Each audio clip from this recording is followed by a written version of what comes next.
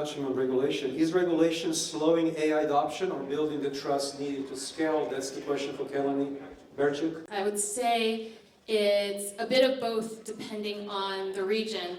You know, I work globally, so I'll talk about the US and Europe and China. So in the US, I would say the FDA is doing a good job of being pragmatic about approving AI devices, but the reimbursement is really lagging. From the Siemens perspective, we're on Capitol Hill working on the Health Tech Investment Act, which, if passed, would provide a clear pathway for algorithmic AI devices to get reimbursed by Medicare. It's a pretty big deal. So if that happens in the US, then regulatory would go from being a brake to an accelerant.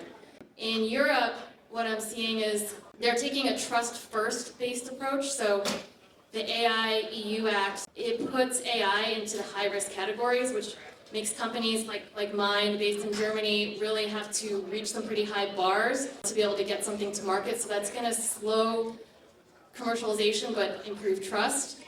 And then in China, you see exactly the mirror image. So you have this top-down governmental fast-track approval of solutions. So essentially green-lighting things before really you have the data protection laws in place, that kind of thing. So they're really going fast. So they'll probably won't have as much global adoption, but certainly domestic adoption will be quick. So I would say that for regulation, bad regulation, of course, is going to slow AI, but like smart regulation will increase trust, bring reimbursement, and essentially the scale that it needs. That the US is fixing the money problem, EU, they're really focused on safety, and China is optimizing for speed.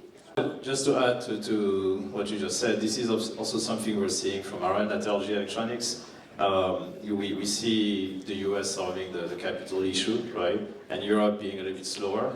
And I'm half French, so in France it's even worse. You know, we have a lot of regulations, obviously. But it goes back to the trust, so it's also needed for the sector, for the ecosystem. And we see the Gulf, where we have a strong operation on the ground as well, taking the lead in terms of sandbox and innovation and really helping on the regulation side with the regulatory environment, to the extent that a lot of startups and companies from the Bay Area are really going to places like Dubai to test out new ideas because the regulation is creating that framework a lot. So very aligned with what you're saying as well.